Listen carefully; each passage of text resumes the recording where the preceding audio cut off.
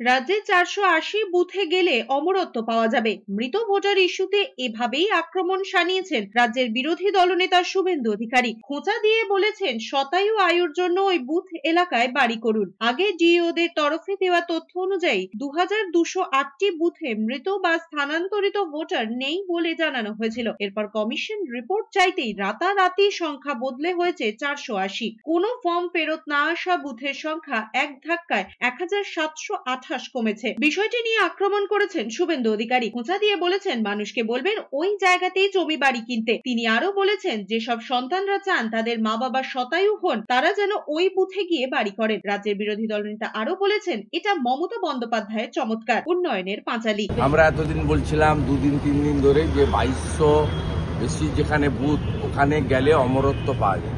এখন আমরা বলছি 400 সামথিং বুথে গেলে অমরত্ব পাওয়া যাবে।